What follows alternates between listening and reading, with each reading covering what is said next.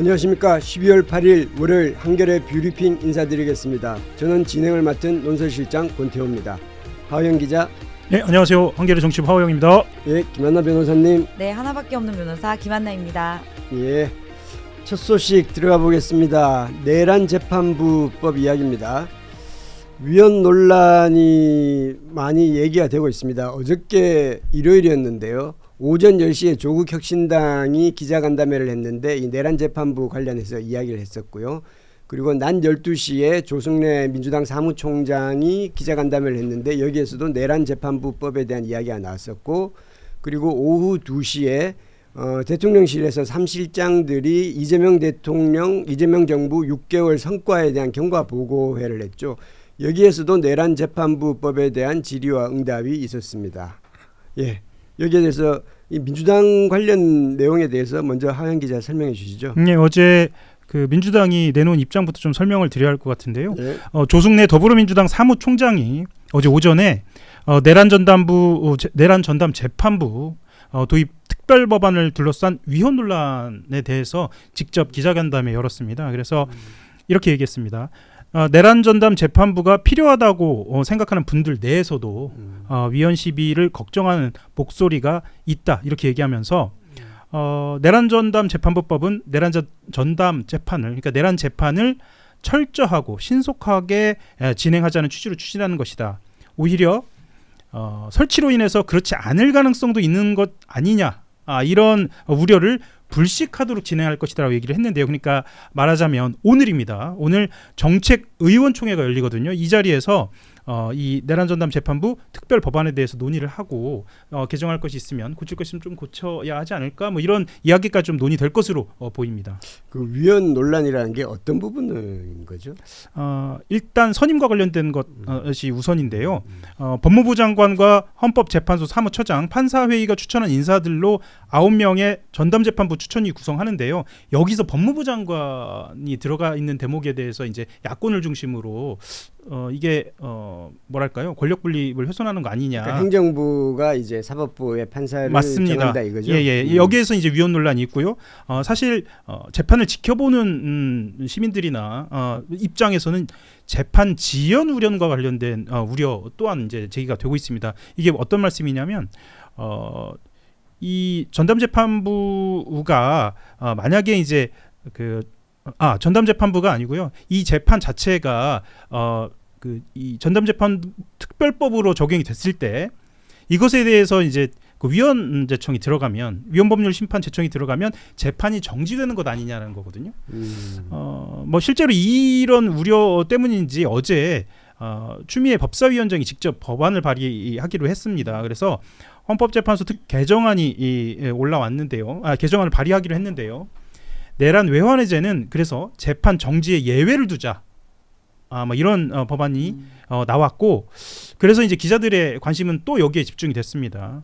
이게 당론이냐라고 이제 사무총장한테 물어봤던 거죠. 이게 당론이냐 아니냐에 따라서 이 개정 절차라든가 속도, 방향이 결정이 되거든요. 이제 이에 대해서는 조승래 사무총장은 이 문제는 법사위원장, 그러니까 추미애 위원장의 개인 의견이고 논의된 바는 없다, 이렇게 얘기를 했습니다.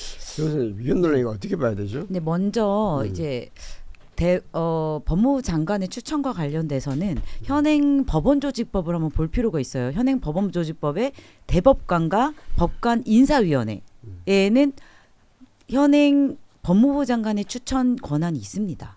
그렇다면 지금 이 내란 전담 재판부의 법무부 장관의 추천이 위헌이라면 현행 법원조직법도 위헌입니다.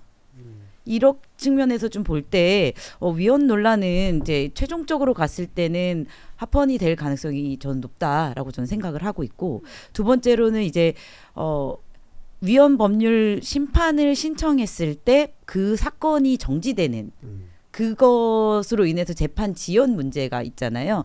그것도 사실은 헌재가 좀 과감히 선택을 해주시면 이 재판은 진행될 수는 있어요. 그럼에도 불구하고 위험 요소가 있기 때문에 국민들이 굉장히 걱정하는 부분이 있는 거거든요. 거기에 대해서 이제 추미애 장관의 이런 방법들, 네, 저는 과거에 법률이 잘못됐다면 개정을 하는 것이 당연히 국회의원의 몫이라고 생각을 하고, 문제는 국민적 공감대가 형성이 된다면 저는 그 헌재법이랑 이번에 이제 법원 조직법이랑 이 모든 것들을 같이 동시에 이렇게 이 내란 재판부가 운영이 돼서 빠르게 내란을 청산할 수 있도록 개정을 하는 거는 굉장히 합리적이다라고 생각을 합니다. 네. 근데 이런 게 있겠죠. 이제 그 내란 재판부법이 법무부 장관이 들어간 것이 이게 위헌이 아닌데라고 생각하는 사람들도 네. 근데 그 판단을 내가 하는 게 아니니까 그렇죠. 내가 하는 게 아니고 사법부에서 하고 그리고 재판부가 이거 위헌 법률 심판 제청하겠다라고 하는 순간 이게 다 정지가 되니까 그 리스크 때문에 그런 거죠. 만일에 이제 이 내란 단죄가 다 끝나고 3심까지 다 끝나고 나서 이렇게 진공 상태에서 야 그러면 우리 내란 재판부법에 대해서 한번 논의를 해보자라고 하면 이제 우리가 좀 자유롭게 이제 뭐 다퉈보고 할 수는 있는데 지금 현재 내란 재판이 진행되고 있으니까 거기에 대한 불안감 때문이겠죠. 그러니까 저는 국민적 공감대 얘기를 하는 거예요. 국민들이 내란 청산을 원한다. 그렇다면 집중해서 재판을 할 필요가 있다라는 것이 있다면 당연히 국민의 명령을 따라서 국회의원이 법을 바꾸는 것이 맞다라는 생각이 들고요. 지금 말씀하셨던 것처럼 과거에 우리가 지금 왜 사법부의 신뢰가 떨어졌습니까? 국민이 기존 우리 사법부의 틀에서 재판을 받은 것에 대해서 실망감을 갖고 그 안에 그러니까 대법원장의 전행으로 생긴 인사의 문제점을 느끼기 때문에 그런 거 아닙니까? 그렇기 때문에 이런 보완책을 만들려고 하고 있고 이것으로 스스로 사법부가 정화저강을 했으면 좋겠는데 그걸 못하니까 못 믿기 때문에 다른 맞물려 갈 수 있는 이런 법률 개정안을 만들려고 하는 것 아닙니까? 지금 얘기하셨던 것처럼 헌재나 대법원에서 이걸 받아들여서 내란 재판부에 대해서 국민들이 지금 원하고 있잖아요. 국민들의 과반수 이상이 내란 재판부 설치를 동의하고 있음에도 불구하고 내란을 청산하는 이 재판부에 대해서 위헌 법률 심판을 해서 스탑될 것을 걱정하고 있다면 이것을 걱정하지 않게끔 추미애 장관이 발의한 것 같이 개정 법안을 만들 필요가 있다라는 것이죠. 그러니까 추미애 의원이 제안한 추미애 위원장이 제안한 그 법안도 또 이제 위헌 법률 제청 소지에 또 걸릴 우려도 있지 않습니까? 그렇다면 그거야말로 사법부가 국민에 반하는 자꾸 제안을 위헌 법률 심판. 그러니까 지금 과거의 헌정 질서라는 게 딱 법률 문헌에 맞춰서 일을 하라고 하는 것이 아니거든요. 어떻게 운영하느냐에 따라서 민주주의 수호의 최고의 보루가 되어야 하는 사법부가 국민의 뜻에 반해서 자꾸 내란 청산을 방해한다면 그것이 더 문제 아닙니까? 아니 그 문제죠. 문제인데 네. 그러니까 그 리스크 테이킹의 문제가 리스크를 어떻게 할 거냐 지속적으로 그거죠. 이렇게 할 수는 없을 것이라고 저는 생각을 하는 거죠. 그러니까 저는 그 뷰리핑에 출연한 김상옥 의원 말이 굉장히 인상적이었는데요. 시청자께서도 꼭 한번 챙겨봐 주셨으면 좋겠는데 그 김상욱 의원이 이런 얘기를 했어요. 그러니까 이번 사안 같은 경우에는 제도를 고쳐나가는 것이 아니라 이 사건을 해결하는 과정으로 보자. 그래서 좀 더 속도감 있게 여론을 보고 추진해야 한다. 사실 김상욱 의원은 굉장히 보수적인 입장에서 말을 함에도 불구하고 그렇게 얘기를 했거든요. 이걸 전제로 말씀드린 겁니다. 제가 이것도 이 말이 맞는 것을 전제로. 근데 저는 우리 변호사님 말씀도 맞지만 일종의 우려가 계속 거듭되고 있거든요. 그러니까 이제 국민들이 제일 큰 우려는 그거죠. 야 나도 내란 전담 재판부 했으면 좋겠어. 그리고 법무부 장관이 그 관련 재판에 대한 판사를 선정하는데 그것도 2배수를 하는데 그게 이렇게 문제가 돼? 이게 위헌이야? 다 그렇게 생각을 하는데 그런데 만약에 담당 재판부가 이거 위헌 법률 심판 제청 당연히 피고인 변호사 쪽에서는 그걸 할 테고 그럼 이거 받아들이겠습니다라고 하는 순간 이게 동결되고 이게 완전히 전부 다 원점 무효가 되고 이러면 그럼 어떡하지라는 그 불안감 그거겠죠. 그러니까 김 변호사님 말씀 저는 100% 충분히 공감을 하면서도 지금 사법부가 이 재판을 진행하는 과정에서 국민들이 납득하기 어려운 판단들을 좀 하고 있잖아요. 네. 그런 재판 지연까지 좀 생각을 하고 있다고 하면 여전히 이 법안에 대해서도 좀 우려를 할 수 있지 않나. 그래서 아마 조국혁신당도 본인들이 이 법안 자체에 대해서 좀 반대를 하고 나서지 않았나. 조국혁신당 근데 지금 뭐 이 법안이 위헌이라는 이유가 딱 법무부 장관의 추천 때문인 거예요. 사실은 그렇죠. 그게 가장 그렇죠. 크거든요. 그러니까 행정부가 사법부에 네. 개입한다. 근데 지금 대법관 후보 추천이나 법관 인사위원회 추천에 모두 법무부 장관이 들어가 있어요. 그게 기존의 틀이에요. 아니, 저도- 근데 그거를 저도 외면한 그 채 의견에 이것만 지금 동조해요. 강조하는 것 자체가 사법권이 우리가 좀 전행을 해야겠어. 우리 건들지 말을 프레임을 씌워서 지금 오히려 언론을 호도하고 분쟁을 만드는 것이 아닌가라는 생각이 네, 듭니다. 그런 측면이 분명히 네. 있다고 생각합니다. 예. 그러기 때문에 좀 무리해서라도 더 이 내란 재판부를 더 강행을 하려고 하고 그거에 대해서 재판의 위헌법률 심판 제청 시에도 정지하지 않는 특별법을 만들려고 하는 거죠. 어저께 조국혁신당하고 대통령실에서도 네. 이제 기자회견에서 이 얘기가 나왔는데 조국혁신당 대통령실도 위헌 소지가 있으니까 내란 전담 재판부를 하지 말자가 아니고 네. 내란 전담 재판부를 하자 하는데 요런 이런 위헌 소지는 조금 이제 보완을 하자 이런 거 아니었나요? 그러니까 그 위헌 소지를 보완하자라는 게 무엇이냐가 지금 안 나오고 있는 것이고 그렇다면 거기서 지금 법무부 장관을 빼고 뭐 거기에 뭐 국민에 의한 추천이라든지 뭐 법학 교수들 네네 예. 뭐 그렇게 할 수는 있지만 지금 그 전에 원래 이 논의 자체에도 이런 문제점이 있다. 위험 소지가 없고 과거에도 했었던 그 형태를 가지고 이 법안이 나왔는데도 불구하고 오히려 이게 마치 사법부의 권한을 침해하는 것처럼 프레임을 씌우고 있다라는 것이 문제고 이 문제에 대해서 우린 또한 맞서 싸워야 될 필요가 있다라고 저는 생각을 하는 거예요. 어려운 점이 있습니다. 예, 만약에 네. 사실 예. 이제 내란 재판이 진행되지 않는다면 어떻게 생각하면 이게 뭐 이 표현이 적절한지 모르겠습니다만 현재 내란 재판이 지금 볼모로 잡혀 있는 꼴 같은 느낌이 드는데 만약 예. 내란 재판이 없는 상태에서 프리한 상태에서 한다면 지금 저는 변호사님 말씀대로 이게 왜 위헌이냐 한번 다퉈보자라고 하고 국민들의 일반 여론도 보고 그렇게 할 수 있는데 물론 이걸 내란 재판이 지금 진행되고 있는 상태에서 이게 지금 어떻게 될지 국민들도 다 불안해한 게 그 점이고 물론 이제 재판부도 이제 만약에 이게 상황이 갔을 때 여론을 무시하고 그렇게 할 수 있을지는 사실 의문이기는 합니다만은 네. 그래도 우리가 지금 내란 재판을 신속하게 진행해야 되는데 그 리스크를 어떻게 할 거냐라는 그 방법론에 대해서는 약간의 예, 견해 차이가 좀 견해 있는 차이가 겁니다. 그러니까 당내에서도 있는 것 같긴 예, 합니다. 당내에서도 있습니다. 그러니까 재판 정지를 두고, 그러니까 재판 정지가 사법부의 권한이고 이것을 하느냐 마느냐, 이것이 옳으냐 그르냐라는 얘기가 아니고 이 재판 정지를 누가 결정할까? 어쨌든 법원이 결정할 수밖에 없는 네. 상황이라는 거죠. 네. 사법부가요. 그러니까 그거 자체가 위험성이 있다는 거고 그것이 또한 선택의 영역 안에 있어서 그게 이제 판단이 좀 어렵다라고 하는 거고요. 그것 때문에 어제 이제 진행된 조국혁신당이라든가 대통령실 브리핑에서도 이야기가 좀 많이 오갔습니다.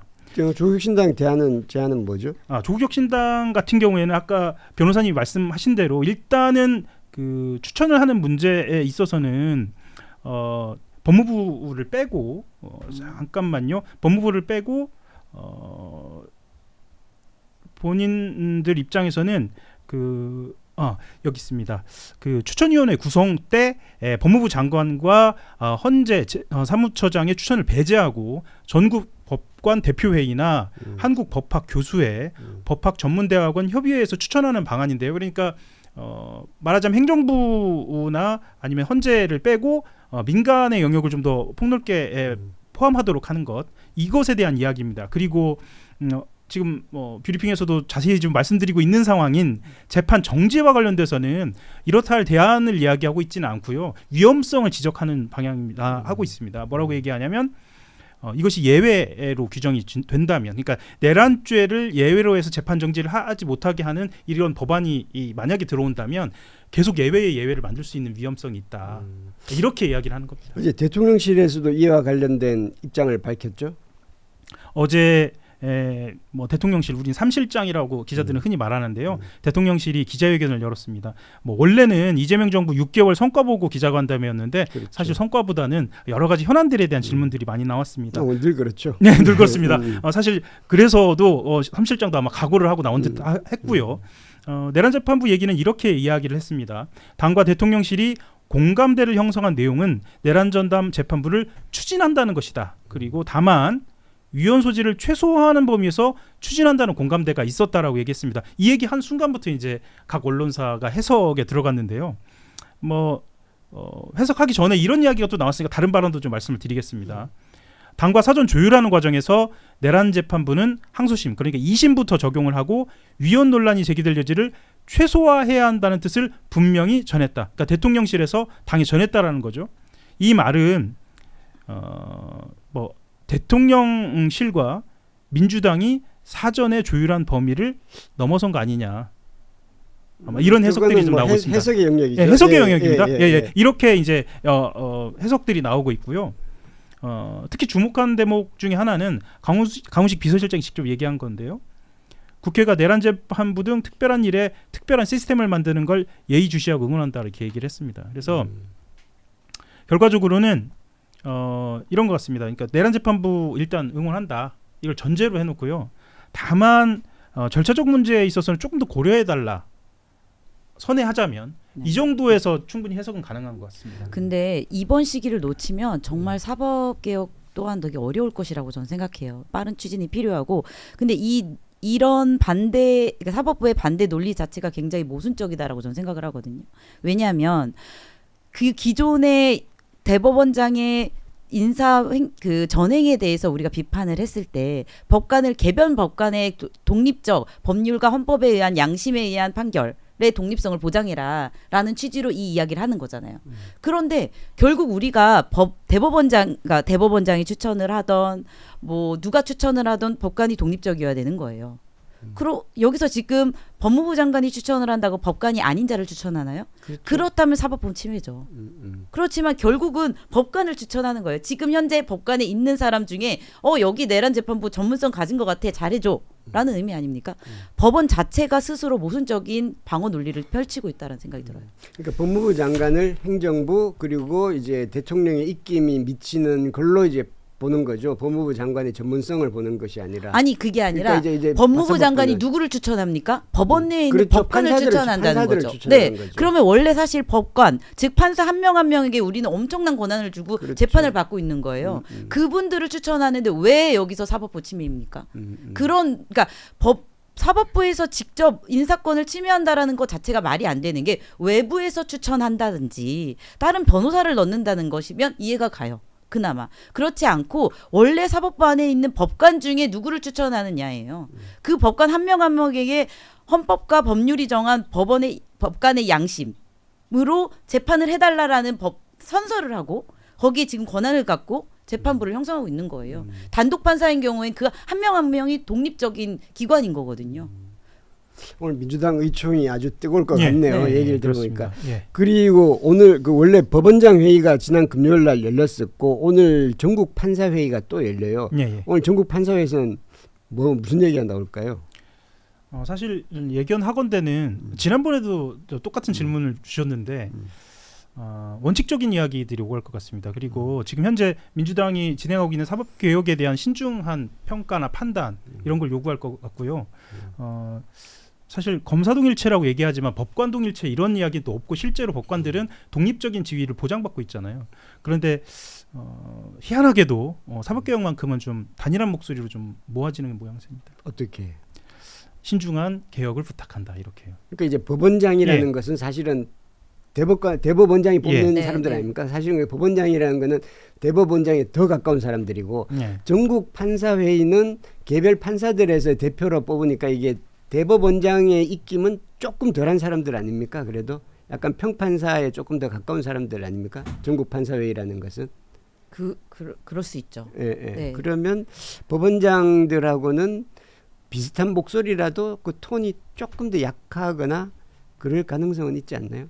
기대하기 힘든가요? 근데 저는 사실 판사님들이 더 잘 알 것 같아요. 이것이 큰 위헌의 소지가 없고 실질적인 사법부에 대한 침해가 아니라는 걸. 그러면 그 양심적인 토론과 성찰이 있었으면 좋겠습니다. 네. 예, 알겠습니다. 이게 얘기가 길어지니까 다른 얘기도 들어야 되니까 이제 네. 조금 정리를 한번 해보겠습니다. 먼저 이제 김한나 변호사님 쭉 말씀해 주셨지만 이 내란 전담 재판부 얘기가 왜 나왔느냐? 이건 기본적으로 사법부 불신에서 나온 거죠. 사법부가 계속해서 진행을 잘하고 했으면 내란 전담 재판부 얘기가 안 나오고 그 진행되는 것들이 쭉 진행됐을 겁니다. 근데 사법부가 계속해서 지난 3월에 윤석열 풀어줬죠. 피고인 윤석열을 그냥 풀어줬죠. 그리고 그 이후에도 계속 구속영장이 기각되죠. 지금 어떻게 할지 모르겠고, 그리고 이게 지금 현재 내란 재판을 무슨 일반 형사범 재판하듯이 하고 다른 건이랑 끼워 넣기 하고, 지금까지 대법원에서 한 일을 하고는 판사 한 명 늘려준 것밖에 없는데, 이게 전담해서 오히려 사실은 이거는 민주당이나 이때 정치권에서 나오기 전에 오히려 사법부가 먼저 우리는 내란 전담을 하는 재판부를 만들어야 되겠다. 그래서 내란 전담하는 것을 신설하겠다라고 사법부가 먼저 얘기를 했었어야 되는 건데, 사법부가 전혀 움직이지 않으니까 정치권에서 지금 강제를 하는 그런 형태로 된 거고, 그러니까 첫 번째 출발은 사법부 불신에서 출발한다는 걸 사법부가 먼저 명심해야 되는 거고, 그 다음에 이제 이 법안을 만드는 것에 대해서 이것이 위헌이 있냐 없냐는 논란이라는 것은 대부분 그것은 이게 혹시나 재판이 정지될까봐 그 우려 때문에 있는 거고, 그리고 또 한 마지막으로 얘기할 것은 사법부 독립이 무슨 신성시처럼 되고 있는데,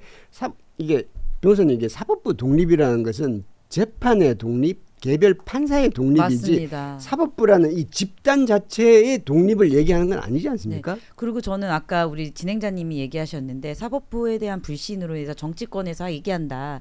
정치권이란 의미는 민주당이나 국민의힘이라는 것이 아니라 국민들이 원하는 내용이 있기 때문에 그 여론에 힘입어서 그렇죠. 이것을 요구하는 여론에 것이다라는 것을 굉장히 중요하고, 그리고 사법부 자체가 지금 자성하지 못하고 있기 때문에 이런 법안을 마련해 주는 것이다라고 저는 생각을 하고 있어요. 그렇죠. 이게 사법부 좀 부끄럽게 생각해야 네. 되죠. 이건 사실은 사법부 스스로가 내란 전담 재판부를 만들어야 되겠고, 내란 전담 재판부의 구성은 이렇게 했으면 좋겠다라고 제안을 했었어야죠. 근데 지금까지 사법부가 하는 것은 오로지 사법권 침해라는데, 도대체 그 사법권 침해라는 것이 대법원장의 권한의 침해인지 뭔지를 알 수가 없습니다. 그리고 지금 이번에 이런 논쟁이 생기는 이유 중에 하나는 과거에 많은 불법 위헌 사건들에 대해서 사법부가 제대로 청산하지 못했기 때문에, 그런 과거를 갖고 있기 때문에 국민들이 더 내란 재판부를 빨리 만들어라라고 얘기하는 거 아닙니까? 그러니까 내란만큼은 빨리 청산해야 되는데 지금 1년이 지났어요. 그런데 아직까지 제대로 된 판결이 나온 것이 단 하나도 없습니다. 전노 재판이 5개월 걸렸더라고요. 전노 내란 재판이. 네. 그러니까 지금 계속해서 끌고 있고 조그만 절차성을 다 걸고 있고, 그래서 느낌으로 봐서는 사법부는 내란 심판이 강하게 심판되는 걸 원치 않나, 이런 느낌과 뉘앙스를 줄 정도니까 사법부가 이 지점이 굉장히 중요한 지점이고, 그리고 어차피 주권은 국민에게 있는 거고 사법부도 국민 주권은 하에 있는 거 아닙니까? 그리고 저는 이런 생각이 들어요. 오히려 이번 내란 전담 재판부를 했는데 위헌 법률 심판을 신청한다. 더욱더 확실히 국민의 뜻에 반하는 일을 하는 것이다, 사법부가. 근데 이제 이번 기회에 이 명확한 노선이 밝혀질 수도 있다라는 생각이 듭니다. 그러니까 이제 내란 전담 네. 재판부를 지지하는 국민들 입장에서도 그 부분에서 갈려지는 것 같아요. 네. 하나는 내란 전담 재판부 해야 돼. 그런데 이제 위헌성 이거는 조금 책 안 잡히도록 해서 이게 리스크를 안지 말고 가자는 쪽이 있던 거고, 한쪽은 이게 왜 위헌이야. 그리고 이걸 단장 사법부를 명확하게 해야 돼. 라는 쪽으로 이제 갈리는 거고, 아마 오늘 민주당 의총에서도 그렇게 의견이 갈리지 않을까요? 내란 전담 재판부 하지 말자 이런 쪽은 그런 거 거의 없지 않을 겁니까? 네, 그렇죠. 민주당에서 최소한 없을 내란 거니까. 재판부와 관련돼서는 이럴 거였으면 진즉에 했어야 한다라는 이야기도 그렇죠. 나오니까요. 사법부가 이렇게까지 나올 줄 이렇게 몰랐던 나올 줄 거죠. 몰랐고, 사실은. 그러니까 내란 재판부의 필요성 자체에 대해서는 모두가 공감하는 걸로 보이고 있습니다. 그리고 사실 또 더 거슬러 올라가면 12월 3일 날 그 계엄을 발령했을 때 대법원장이 곧바로 이것은 위헌이고 불법이라고 얘기를 했었어야죠. 네, 그렇죠. 근데 가만히 있다가 나중에 그 천대호 법원행정처장이 대법원은 그게 사법부는 그게 반대했습니다. 언제 반대했어요? 8월 16일 날 반대하는 거, 8월 16일 날 해방 외치는 거하고 똑같은 거 아닌가라는 생각이 듭니다. 그래서 지금 우리 보시면요, 여론을 한번 우리 브리핑을 보는 여론도 한번 읽어볼 필요가 있는데, 내란 수계가 임명한 자가 사법부의 수장으로 내란 재판을 지휘한다는 게 가당키냐 한 말인가, 이런 말도 있고, 자, 지지부진 빠른 내란 해결, 국민이 원하는 요구를 들어라. 국민의 명령이라는 것이잖아요. 대부분의 이런 여론들이 있습니다. 예, 오늘 내란 전담 재판부 얘기를 너무 길게 하다 보니까 나머지 하나만 더 보도록 하죠. 통일교 전방위 로비 관련인데 김건희 씨에게 청탁과 함께 금품을 전달한 혐의로 구속 기소된 통일교 2인자 윤영호 전 통일교 세계본부장이 민주당 정치인에게도 금전적 지원을 했다는 보도가 있었습니다. 이걸로 이제 아마 정치권이 좀 시끄러질 것 같은데 잠깐 설명해 주시죠. 그 한겨레 단독 보도였는데요. 말씀하신 대로 건진법사 전성배 씨를 통해서 김건희 씨에게 청탁과 함께 금품을 전달한 혐의로 구속된 윤영호 전 통일교 세계본부장이 민중기 특별검사팀과의 면담에서 한 얘기라고 합니다. 더불어민주당 중진 의원에게 수천만 원의 금품을 전달했다는 건데요. 이게 이제 5일 단독 보도가 됐고요. 그리고 오늘 보도가 된 부분은 규모가 훨씬 더 큰 것으로 알려졌습니다. 그러니까 십수명이라고 하고요. 일부에서는 15명 정도 아니냐라는 보도도 나왔습니다. 네, 그렇습니다. 그리고 이게 지금 몇 가지 혼선이 돼서 그런데 예.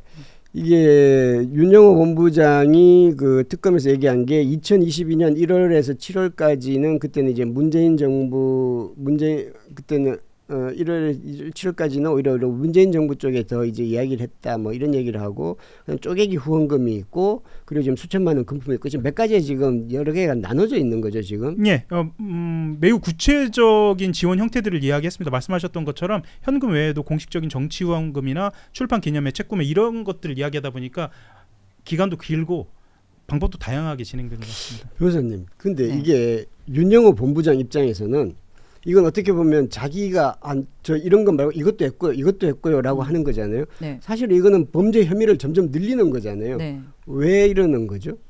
제 생각에는 처음에는 협상 카드로 가지고 있어야 됐다라고 생각은 들어요. 특검과의 협상? 특검과의 협상일 수 있죠. 네. 음. 왜냐하면 보통 이제 이렇게 비밀리에 진행되는 범죄인 경우에는 자백이 굉장히 중요한 증거가 되거든요. 뇌물 혐의는 거의 다 자백. 그렇죠. 예. 근데 그 자백은 사실 이 범행을 했던 자의 강한 용기 있는 그런 결단이 있어야 되는데 어디까지 말을 할 것인지 어떤 시점에 말할 것인지에 대한 고민이 있었던 것은 아닐까라는 생각이 들고 말을 하면 네. 자기 범죄가 더 늘어나는 거잖아요. 그렇지만 이제 양형에 이제 우리가 뭐 프리바깅까지는 아니어도 양형에 어느 정도 고려와 참작이 될 수밖에 없죠. 그리고 검사가 이제 구형을 하고 검사가 기소 범위를 정하기 때문에 더 중요한 사건의 부각을 위해서 좀 빨리 자백을 해라라는 일들은 정말 자주 일어나는 일이라고. 근데 지금 이제 국민의힘이 문제를 삼고 또 이제 조금 이제 논란이 되는 거는 왜 민주당에 대해서는 수사를 하지 않았느냐 이 부분이죠. 근데 예. 저는 이런 생각이 드는 게 지금 증거가 나온 것은 아니지 않습니까? 그렇죠. 근데 사실 제가 우리 명태균 씨도 만나고 옛날에 그랬을 때도 명태균 씨 같은 경우도 엄청 많은 내용들을 알고 있어요. 그 국민의힘과 관련된 이게 위법과 이제 합법의 이게 중간에 있는 그런 이야기들. 근데 이것들을 다 풀지 않더라고요.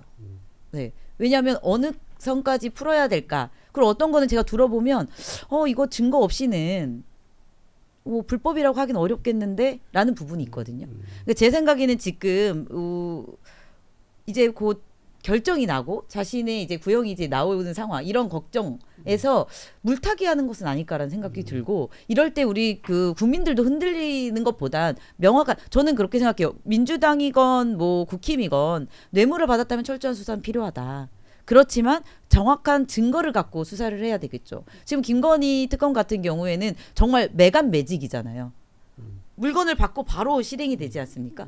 이런 정도의 그런 철저한 결과 인과관계가 혐의가 밝혀져야 된다라는 생각이 좀 듭니다. 그러니까 이런 이야기도 나옵니다. 그러니까 아까 말씀하셨던 것처럼 사실 특검 수사는 현실적으로는 이제 사실상 플리바게닝이 가능하고 우리나라에는 플리바게닝 제도는 없습니다. 네. 이 플리바게닝 제도는 없지만 그게 가능하다는 거는 뭐 어느 정도 알려져 있었는데 지금까지 온 걸로 봤을 때는 자기가 더 이상 그 거래는 가능하지 않다. 그러니까 협의는 가능하지 않다라고 본 것 같고 아까 말씀하셨던 것처럼 구형이 지금 네, 양형 참작이 되죠. 해서 어쨌거나 수사가 불공정하게 이루어졌다는 여론을 좀 형성해보려는 의도 아니냐. 누가? 윤영호 본부장이. 예, 윤영호 본부장이 특검을 향해서 그래서 수사 결과에 좀 신뢰도를 떨어뜨리려고 하는 시도 아니냐라는 해석 하나 하고요. 또 하나는 며칠 전에 나온 이야기인데 어쨌거나 한학자 총재가 유 전 본부장이 단독 행동이라고 이런 이야기를 했거든요. 그 뇌물을 주고 예, 이런 뇌물 것들. 주고. 그건 뭐 계속 그렇죠. 계속 예, 했던 예, 얘기죠. 통일교 내부에서 이제 꼬리 자르기에 대한 경고 아니냐. 이건 내가 갖고 있는 것들을 더 더 많다. 가겠다. 그러니까 네. 이게 윤영호 본부장이 민주당이나 특검을 향하는 게 아니라 네. 통일교를 향해서 그러면 내가 당신네 다른 범죄까지 더 다 불 거야 뭐 이런 형태라는 그렇기도 거죠. 하고요. 이렇게 전방위적 로비가 있었는데 내가 혼자 할 수 있었겠느냐를 보여주는 것이기도 하고요. 그래서 이 카드는 그러면 이거는 네. 이 소스는 윤영호 본부장으로부터 나온 건가요? 이 보도의 소스는? 기자들도 궁금해하는데요. 네. 내가 보도를 쭉 봤는데 네. 이게 몇 개 신문들이 썼잖아요. 네. 출처가 안 나와요. 출처가 나오지 않습니다. 뭐 특검이라든지 뭐 아니면 네. 윤영호 본부장이라든지 통일교라든지 그런 건 없더라고요. 조금 더 지켜봐야 할 것 같습니다. 근데 가장 유력하게는 윤영호 본부장일 수밖에 없는데 추측하건대는요. 그런데 윤영호 본부장이 과연 이거를 내놓을 만한 실질적인 이득이 있느냐에 대해서도 좀 이야기가 있어서요. 조금 더 지켜보고 전해드리려고 그리고 또 하겠습니다. 하나 이제 나온 게 이제 쪼개기 이제 후원금 중에서 이제 이 수천만 원 금품은 문제가 되겠지만은 이게 출판 기념회에 하거나 또는 정치 후원금은 이게 불법은 아닌 거죠. 그렇죠. 이게 아마 통일교도 그렇고 뭐 여러 가지 기관들이 그런 식으로는 다 기본적으로 했을 거고 그래서 몇 가지 있는데 이제 이게 두 가지가 있는 것 같습니다. 하나는 이게 그 전에 5일날 보도가 된 것들이 있는데 그게 이제 통일교 본부에서 돈을 1억 얼마인가를 각 지구로 내려 보냈는데 그중 호남하고 강원에서는 이거 왜 저기 민주당에도 후원해야지라고 해서 민주당 후보들한테 뭐 200만 원, 300만 원 나눠줬다는 건데 이거는 특검이 수사를 안 한 거는 이걸 가지고 문제 삼기는 쉽지 않을 것 같다는 생각은 듭니다. 왜냐하면 지금 김건희 특검에서는 이게 통일교하고 이제 김건희하고의 그 관계 그리고 윤석열 정부와의 관계에서 어떤 그 불법 사항이 있었냐는 거지 그 아랫선에서 결정한 것 자체까지 김건희 특검의 사안인가라는 의문이 들고요. 만약에 그것이 만약 범법성이 있거나 불법성이 있다면 그거는 경찰이나 다른 쪽에 이제 가서 이제 수사를 하는 방법이 있겠죠. 그러나 다만 이제 수천만 원 금품이나 뭐 십수명에게 이제 그 뇌물을 줬다는 건데 이거는 아직까지는 물증은 없는 거고 물증 이제 윤영호 본부장이 특검에서 얘기를 했다는 전언이 지금 있는 거죠. 전언이 보도가 된 건데 이 부분은 뭐 특검의 수사 사항이 될 수도 있다고 보고 만약에 특검이 시간이 얼마 안 남았으니까 필요하면 그 다음에 이제 뭐 국수본의 다른 쪽으로 넘길 수도 있겠죠. 사실은 지금부터 시작인 셈입니다. 그러니까 시작점이 말하자면 발화가 된 거고요. 아까 말씀하셨던 것 중에 어떤 부분이 중요하냐면 한학자 특별 보고라는 게 있다고 합니다. 그러니까 한학자 총재한테 특별 보고하는 건 어쨌거나 통일교 고위 간부가 그 한학자 총재한테 직접 전달하는 문건 안에 이 두 사람의 이름이 들어 있었다는 거거든요. 이 두 사람은 민주당 중진, 뭐 전직 의원으로 알려져 있고요. 이 부분에 대해서는 수사가 불가피할 것으로 그렇게 전망합니다. 근데 늘 이런 거는 있는 것 같아요. 이제 보통에서 수사를 시작하게 되면 한쪽 수사를 하게 되면 나중에 검찰이나 어쪽에서 다른 쪽 얘기가 나와요. 그래서 이쪽도 그런데 왜 해서 나중에 이게 잡탕을 만들어 가지고 양쪽 다 똑같다라고 하는 경우가 많이 봤어요. 검찰 수사에서도 많이 하고 뭐 이건 뭐 검찰의 그건 아닌 것 같고요. 근데 어쨌든 간에 이럴 때 이제 한 거는 이제 50보 100보 뭐 그리고 다 똑같다라고 하는데 그 사안은 잘 봐야 될 것 같아요. 어떤 것이 불법이고 어떤 것이 그 불법 중에서도 그 위중함이 있고 그리고 어떤 것이 이제 윗선과 연계가 어떻게 되는지 또는 이제 개인의 범죄인지 그런 구분 없이 다 그냥 한꺼번에 다 똑같아라고 하는 것은 그거는 일종의 그 보수 언론의 프레임이 될 수도 있고요. 그리고 요즘은 국민들이 워낙 현명하고 똑똑해서 그래서 어제 이제 민주당 쪽 관계자하고 좀 통화를 했는데요. 이런 이야기는 합니다. 그러니까 뭐 20년도 더 된 얘기입니다. 우리 진행자께서도 아마 초년병은 아니시고 그때 아마 식경캡쯤으로 전 기억을 하는데 그때 이제 대선 자금 수사 대대적으로 벌어지지 않았습니까? 근데 차떼기당 보통 떠올리시는 분들 많을 텐데요. 그때 떠올려 보면 이때 당시에 한나라당 차떼기 불법 대선 자금 수사를 하면서 민주당에서도 수사가 진행이 됐습니다. 동시에. 그렇죠. 그렇게 진행이 됐고 오히려 민주당 쪽에서는 지금 이렇게 금품이 전달됐다는 의혹이 이후에 나오는 것보다 차라리 지금 털고 가는 게 나을 수도 있겠다. 네. 예, 그러니까 그런 이야기들도 나오는 만큼 뭐 이후 상황은 좀 지켜봐야 할 것 같습니다. 예, 알겠습니다. 예, 뭐 어쨌든 범법 사실이 있으면 그 수사를 해서 그 하면 되는 거고 뭐 그게 뭐 이 큰 문제는 없으리라고 생각합니다. 예.